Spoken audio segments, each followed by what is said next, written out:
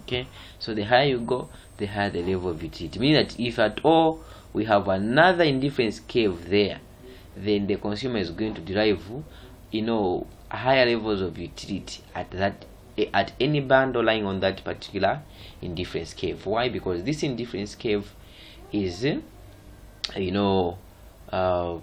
is higher than any other indifference curve this side. Okay, so that's, I thought that was worth sharing.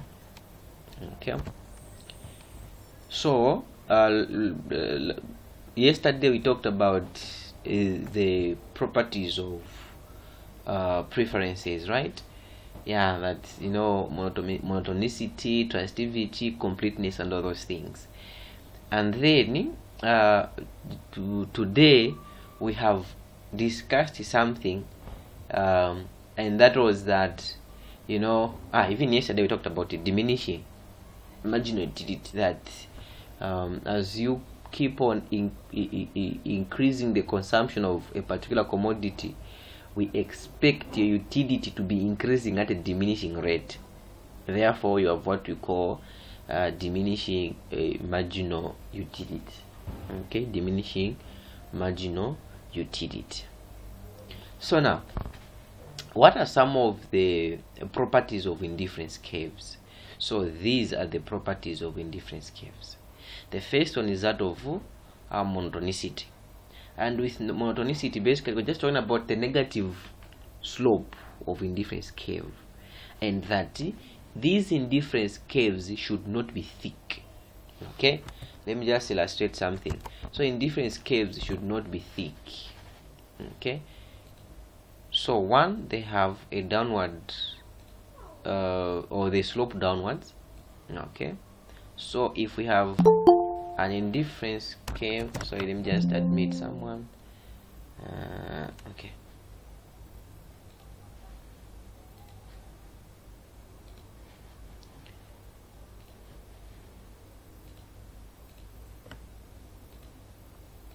yeah, so let's say we have an indifference curve like that one there. Okay, let's call this indifference curve 1. So indifference curve 1. So what we're seeing is that this indifference curve 1, it's sloping downwards, showing that we are following the assumption of diminishing marginal utility. 1, 2, there's just a certain way in which this thing should come out, right? It shouldn't be thick. So indifference curves slope downwards. 1, 2, indifference curves should not be thick. Okay, they shouldn't be thick like this one. It should just be one line. The reason is simple. If indifference curves are thick, it means that chances are so high that a bundle which is here, let's say A, there, okay, lying at the bottom of this thick line, and then there's another bundle lying on top of this thick line. Bundle A and bundle B cannot be the same. Why? Because this one here is lying at the bottom of this curve, and this one is lying at the upper part of this thick thing, right? So literally these two bundles cannot give the consumer the same level of utility. That is the reason why indifference curves must be, they shouldn't be thick. Okay, why? Because the assumption is that the consumer must derive the same level of utility. So as the consumer is consuming bundle A, and in short, the utility level that the consumer should derive from the consumption of bundle A must be the exact one that is going to derive from the consumption of bundle B. Therefore, indifference curves should not be thick. Okay, should not be thick. So the moment you draw indifference curves and they are thick, just know that you are violating the law of monotonicity. Okay, you are violating the law of monotonicity. So indifference curves cannot be thick. Okay, so that's the first thing that we should put into consideration. So that's the first thing. The second thing is that you know, transitivity, right? Indifference caves should not cross. So there are times when they usually bring these things, this question, and true or false, or true or false, and then you justify, where they're going to do this. For instance, then they call this indifference cave 1, and then they call that indifference cave 2.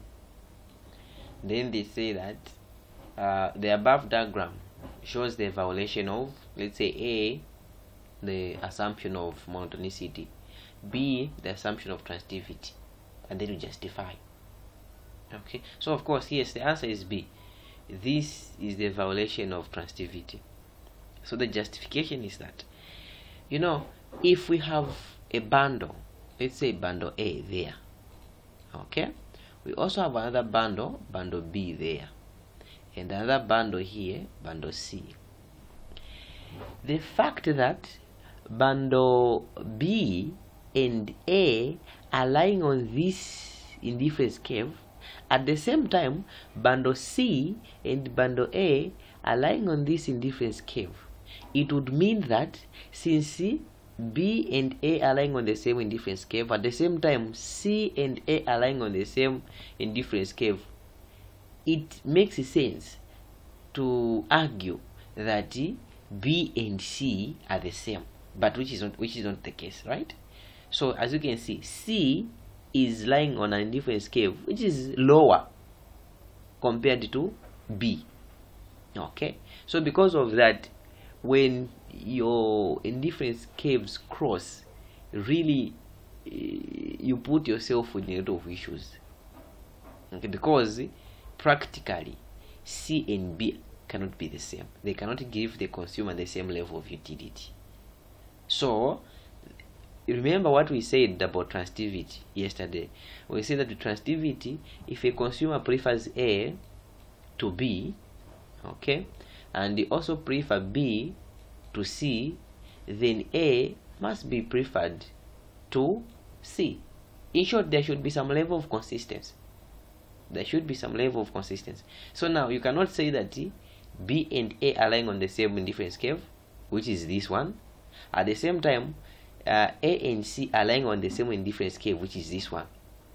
If that is the case, then C and B must be the same, but they are not the same, because B, provides the consumer with higher levels of utility compared to C. Therefore, if your indifference caves cross, it means that you are violating the law of transitivity. You are violating the law of transitivity. Okay.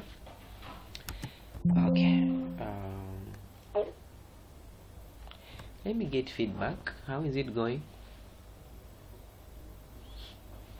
Mr. Sinkala.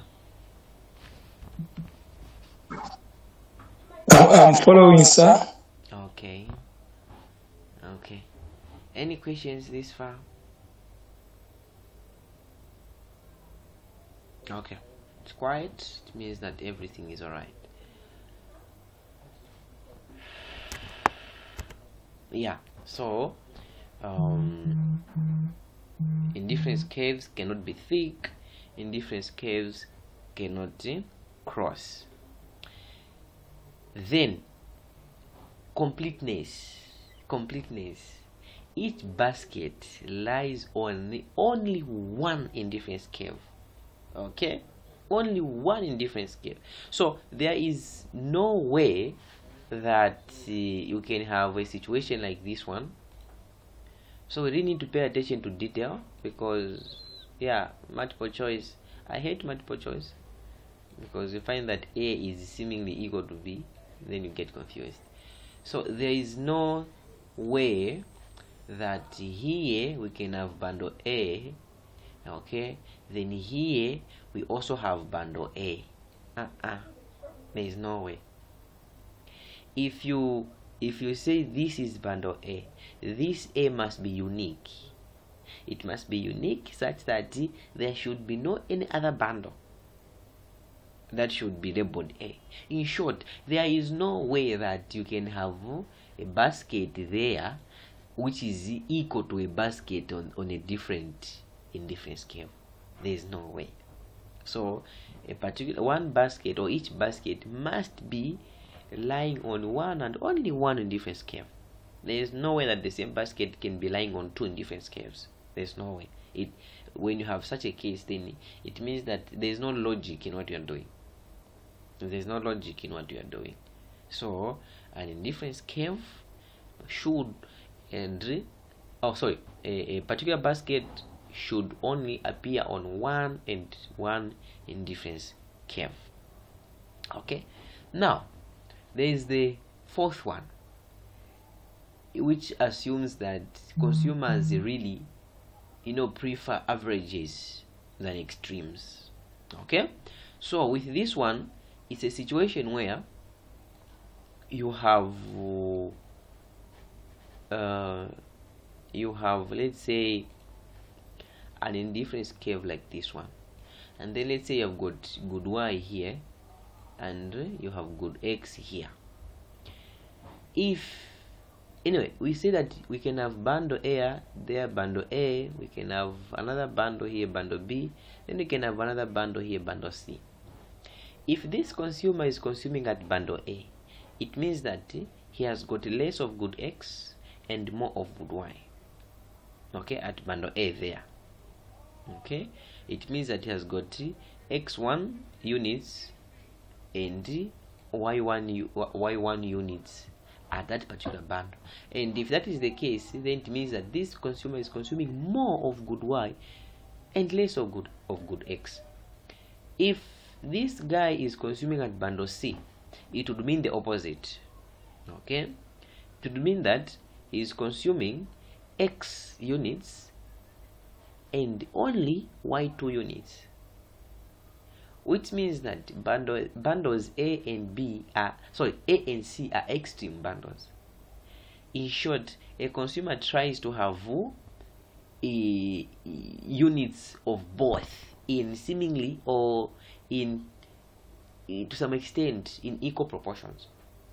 You want to have at least this much of this commodity, you also want to have at least this much of the other commodity, not extremes. So therefore, consumers prefer averages. So an average bundle can be bundle like bundle B, where at least you have these units of good Y, you also have these units of good X. Not a case where you have more of one good and less of the other good. So averages are preferred to extremes. So consumers prefer averages than extremes. Okay, so that's the fourth property of indifference curves. So with monotonicity, this one, okay, while we said that they shouldn't be thick, they should have a negative slope, basically what we mean is this. So for instance, when your indifference curve is this thick, like this one here, okay, it's this thick, it would mean that bundle A and B are the same, but they're not the same because A is lower than B. So there is just no way that A and B can be lying on the same indifference curves. Therefore, indifference curves should not be thick.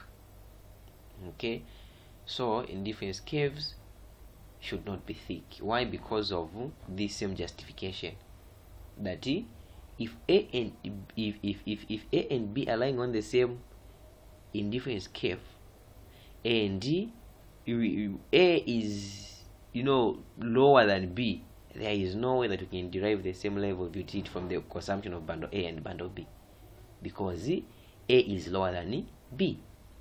Okay, then indifference curves cannot cross. Okay, indifference curves cannot cross. Why? Because if B and C are lying on this indifference curve, A and C are lying on the same indifference curve, it would mean that A and B are equal, which is not the case. Okay, because B should be preferred to A due to monotonicity. So indifference curves should not and must not cross. Okay, and then the issue of averages. Okay, the issue of averages, where we've got a bundle there A, you also have another bundle there B. Any rational consumer, should not go for bundle A or bundle B, because it doesn't make sense to have more shades and less pairs of trousers. Okay, you should have at least a 5 or so. Okay, not at 20 shades you only have one tolosh, then it means that you are not rational. Okay, so that is the concept here. So we are assuming that consumers think in those lines, even as they are making their decisions about what to buy and what not to buy. They consider all those issues. Okay, so when I go to town to get my clothes, I'm going to make sure that I have got this. I balance up. Not a situation where you have got vests, you only have vests, you don't have shades. How about June? How are you going to be surviving? So in short, consumers prefer averages than extremes. Okay, now we can now apply our calculus. Okay, we can now apply our calculus, and this application is going to fall under what you call the marginal rate of substitution. Okay, so the marginal rate of substitution just measures the willingness of a consumer to substitute one good for the other while maintaining the same level of utility. Okay, so practically we have a situation like this, where we have our indifference curve, and then we have bundle A, we have bundle B, then we have bundle C. Okay, so if this guy, remember the bundle A, B, and C, they're just the same. Okay, so A is somewhat equal to B, okay, and to C. So if this guy is moving from bundle A to bundle B, let's say I've got good Y there, we have got good X there. If this guy is moving from bundle A to bundle B, it means that he is losing out, or is giving up some units of good Y for him to gain some extra units of good X. The same will be the case as this guy is moving from bundle B to bundle C. It means that he is going to lose those units of good Y for him to gain these units of good X. So now this movement, the willingness of the consumer to substitute one good for the other, is what we call the marginal rate of substitution, MRS. Okay, so marginal rate of substitution is just a rate. Okay, it measures the rate, the willingness of this particular consumer to substitute one good for the other. But of course, remember that as the consumer is moving from bundle A to bundle B and bundle B to bundle C, he is losing out some units. He's giving up some units of good Y for him to gain some more units of good X, and that is captured by this concept, the concept of marginal rate of substitution. Okay, so that's the marginal rate of substitution. But of course, there is need for us to apply some calculus a bit, just a bit. Yeah. Okay, so marginal rate of substitution just measures the consumer's willingness to substitute one good for the other while maintaining the same level of satisfaction. Okay, so as we have seen here, as he is moving from A to B, B to C, the level of utility does not change. What is changing is just the combinations. It's just the combinations. The level of utility is constant. it does not change. Alright, so the only thing that changes is the combinations. Okay,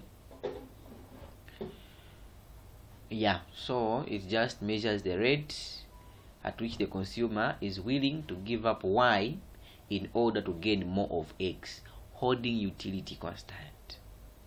Okay, yeah, so this is what is happening here. If you like both goods, then both goods have positive margin.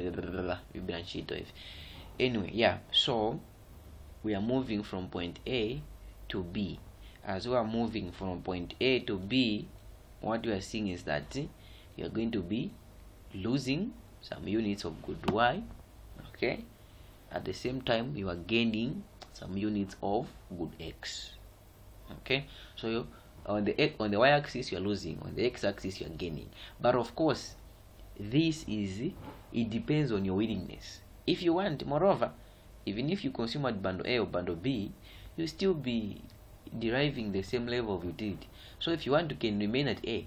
But what we want is to measure this willingness. How willing is this consumer to change his combination of these two goods? How willing is he or she?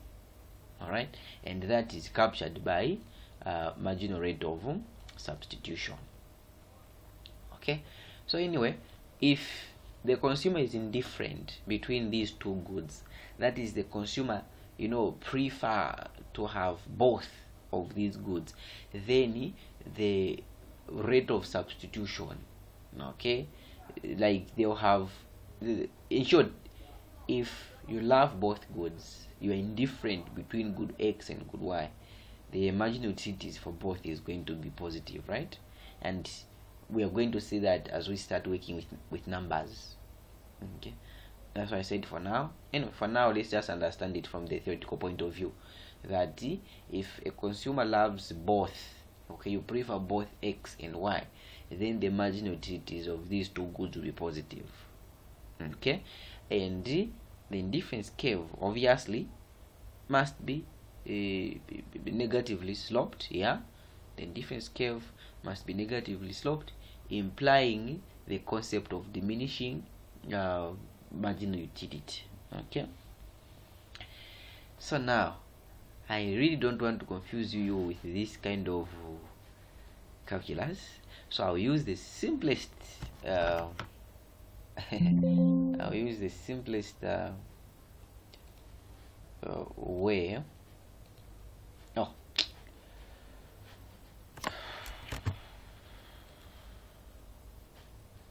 Oh, am I still there? I might be kicked out again. Okay, I'm still audible, right? Yes, you are. Okay, thank you.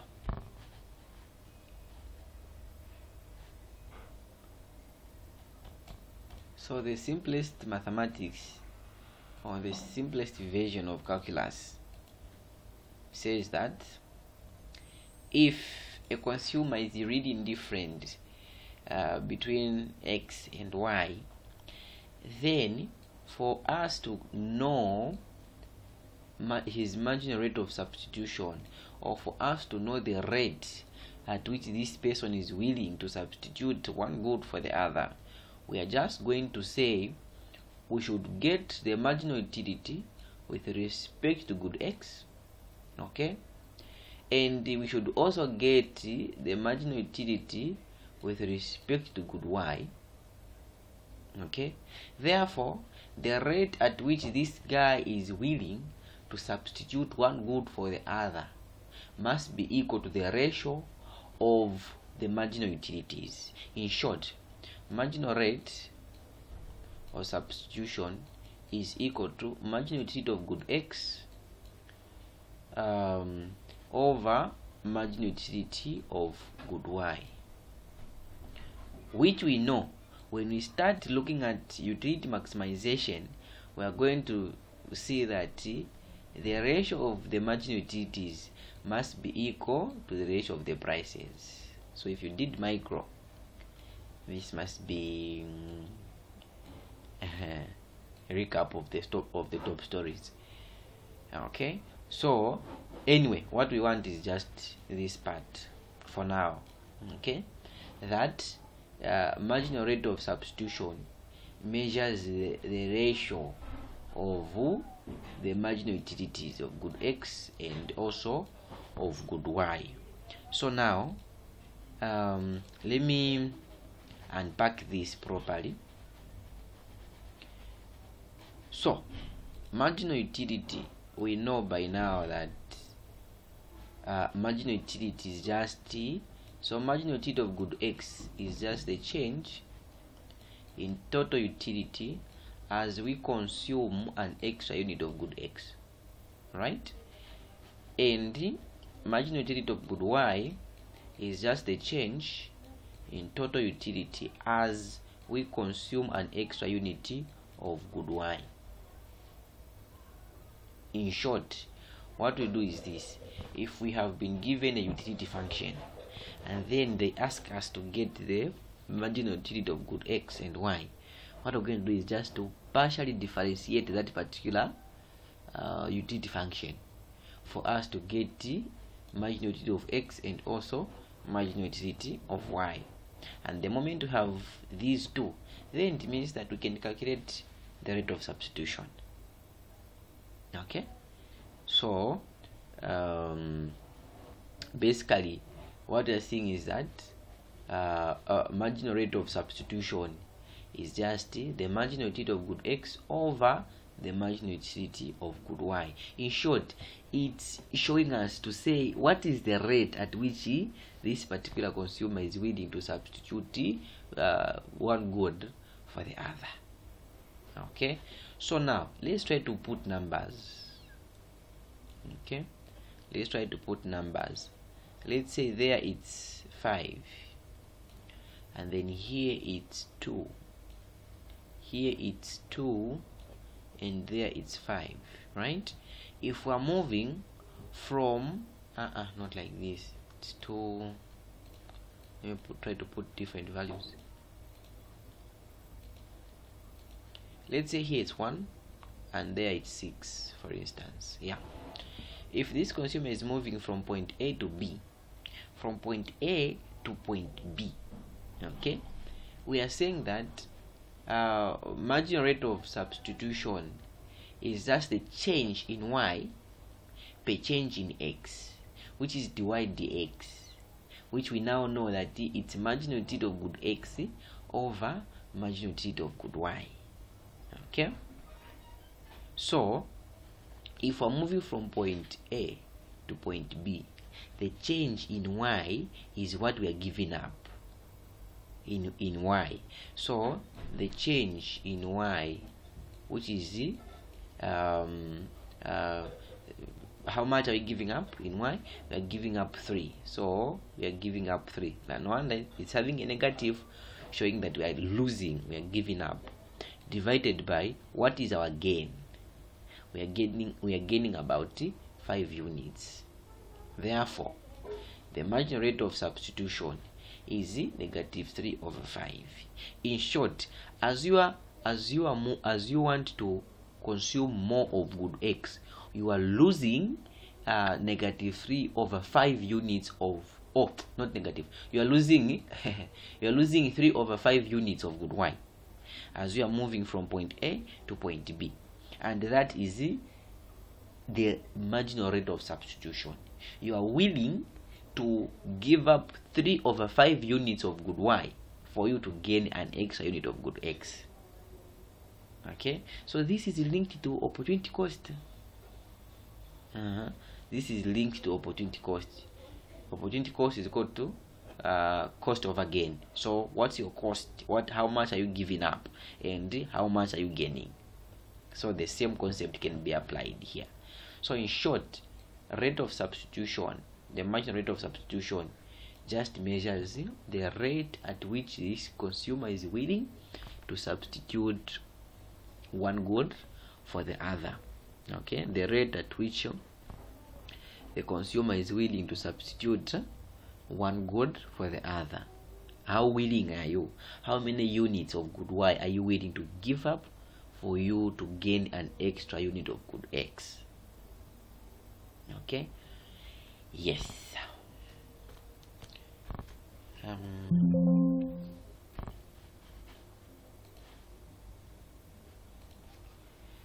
Any questions? Any questions? Mr. Mpanza, are you there? Yes, I'm here. Okay, how is it going? Yeah, it's going well. Oh, okay. That's good news.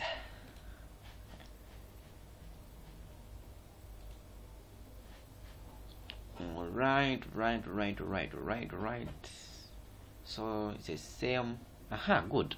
Now, as we are moving along this indifference curve, okay, as we are moving along this indifference curve, let's say moving from point A to point B, okay, well, let me even draw my own. Okay,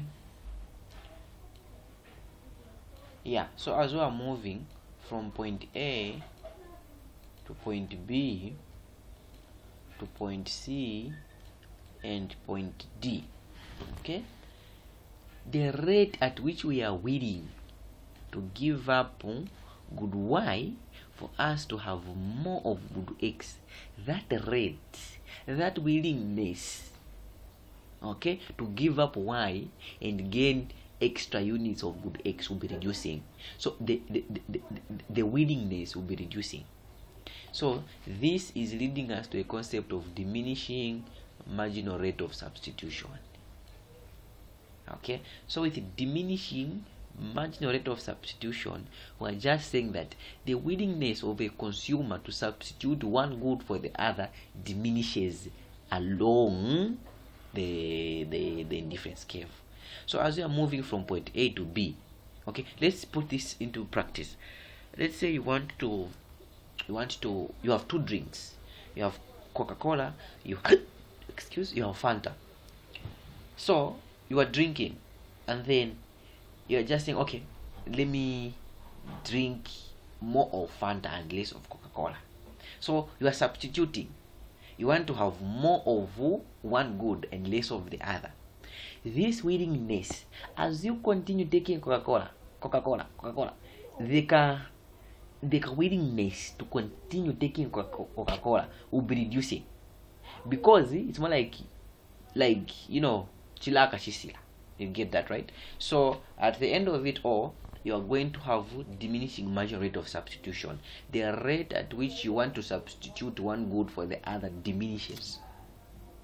Okay, the willingness to substitute one good for the other diminishes down, or let me just say along a given indifference curve, and that is the idea of diminishing marginal rate of substitution. Okay, so we've talked about marginal rate of substitution, that this is nothing but the rate at which a consumer is willing to substitute one good for the other, right? And then we have also said that this rate for a consumer this rate at which the consumer substitutes one good for the other keeps on diminishing, because there is diminishing marginal utility somewhere, of course.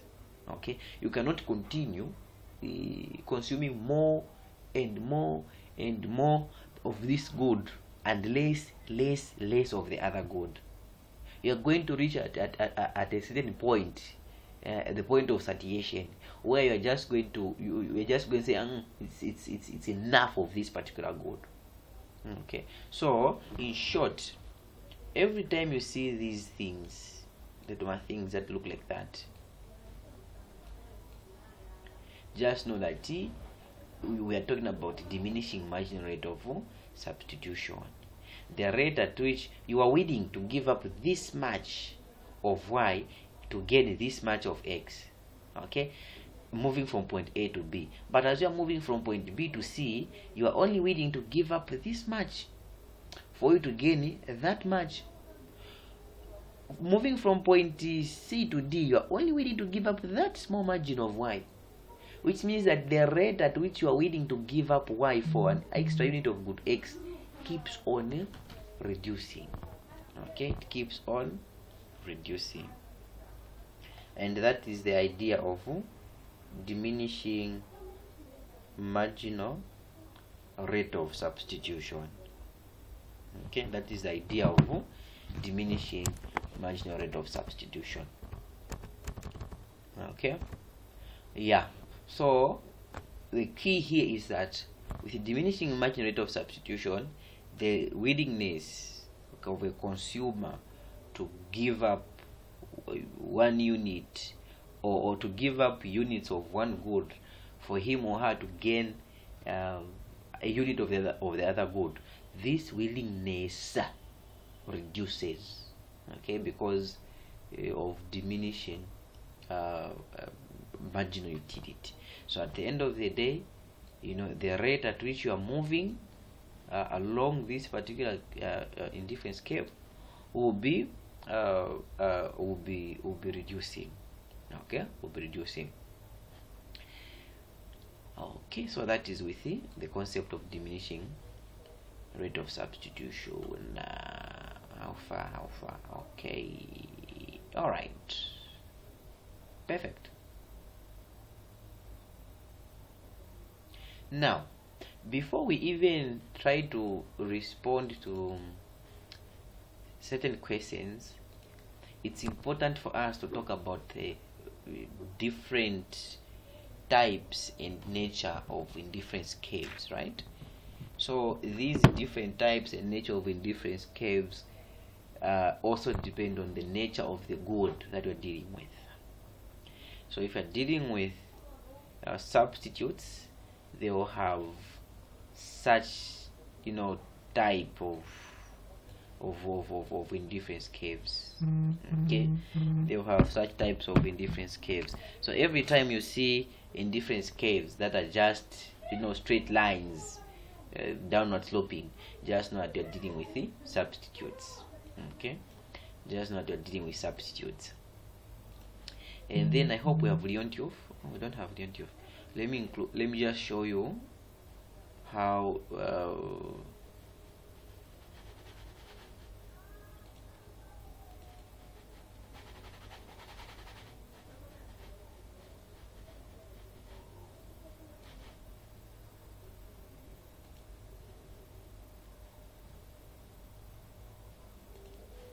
okay, so with perfect substitutes, indifference curves are like that. Okay, indifference curves like that. And for perfect complements, they are L-shaped. So indifference curves take that form. They are L-shaped. So the key is that with perfect complements, remember these goods can only be consumed in a certain proportion, right? So for instance, let's say it's 2 to 2. Okay, so it means you have got 2 there, you have got, let's say 4, then let's say you have 6. Okay, in short, if you have got 2 of good x and 2 of good y, the ratio is still 1 to 1. If you have got 4 of good y and 4 of good x, the ratio is still 1 to 1.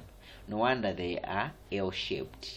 So the L shape really is just showing us that these goods are supposed to be consumed in a given proportion. So no wonder they are L-shaped. And then for substitutes, they are like this because remember, a perfect substitute is a good. These are goods that can easily be substituted one for the other. So the rate of substitution for perfect substitute is constant. It doesn't change. The rate at which you are willing to substitute Fanta for Coca-Cola is the same, because these are substitutes, unless if you are just a fan of Coca-Cola, such that when Coca-Cola is not around, you cannot take another drink.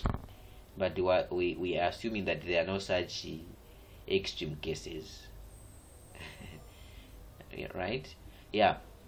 So basically, with perfect substitutes, the rate at which we are willing to substitute one good for the other, let's say y for x, is the same.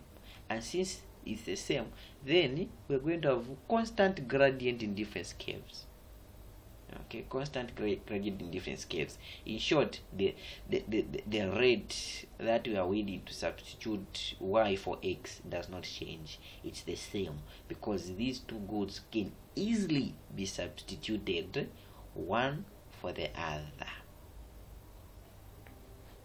All right. So we cannot conclude this chapter before talking about utility maximization. Yeah, before talking about utility maximization, what's here? Okay, indifference.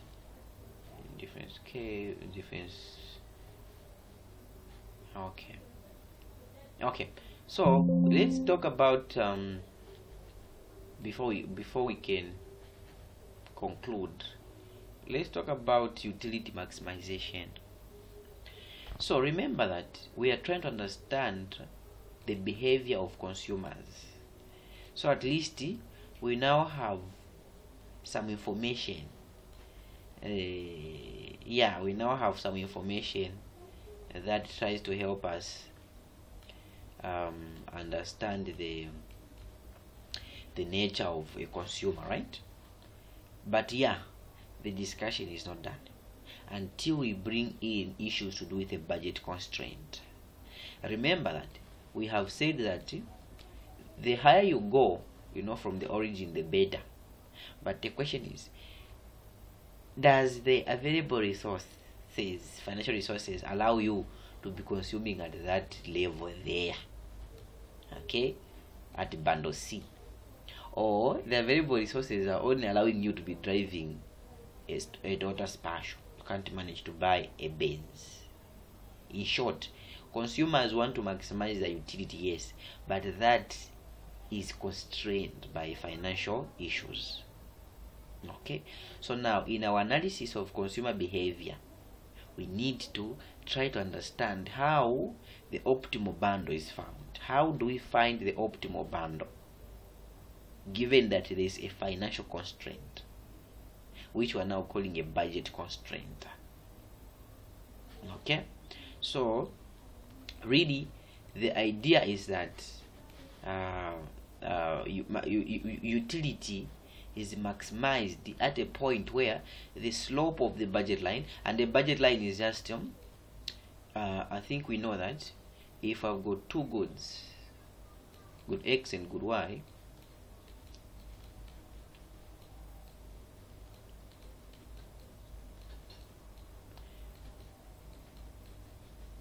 if I've got two goods, right, the price of good X multiplied by the quantity or the units of good X plus the price of good Y multiplied by the units of good Y must give us a level of income. So if your income is 100 kwacha, your salary for the month of April is 100 kwacha, you need to ask yourself to say, okay, given that the price of sugar is 5, okay, and the price of salt is, let's say, 2, how many units of X and Y should I purchase? Because the price of X multiplied by the quantity that I'm going to buy of good X plus the price of good Y multiplied by the quantity of good Y that I'm going to buy should be equal to the available income, because I cannot consume beyond my income. Okay, so let's say that the units of X is the what? I'm trying to make sure I did the balances. Yeah, so let's say the units of X is even just a 2. Okay, and then here, so 2 by this is a 10, and then here let's say you are able to get 45 units. Okay, so that 5 by the 2 units you have your 10, plus the 2 by the 45 you have your 90. The total should be equal to your income, 100. Okay, so you cannot consume beyond your income unless if you are a thief. Okay, but under consumer choice we don't consider such extreme cases that someone can end up stealing and using that money to buy certain things. Okay, we assume that this is your income, you work for it, and then you are trying to come up with an optimal bundle that is going to maximize your utility. Okay, so the key is that this is the financial constraint that we're talking about. So you cannot consume beyond your income, and that is this budget line here. Okay, this budget line here. So this one here measures or it shows the financial constraint, meaning that given that this is our indifference curve, we know that yes, there's that bundle there, there's another bundle here, then there's another bundle there. This consumer should choose among these bundles. He or she must choose the best bundle, the bundle that is going to maximize his or her utility. And how do you choose? You don't just choose that from the unknown. Okay, you have to ensure that the slope of the budget line is equal to the slope of the indifference curve at that particular point where these two are equal. That is where the optimal bundle is. So that is where the optimal bundle is, and this is the bundle that is going to maximize your utility. Okay, so what we've done so far is just the introduction to utility maximization. Okay, so in the next session what I'll do is between now and then I'll come up with, I'll sample a number of past paper questions from from consumer choice theory, and then we try to go through them together.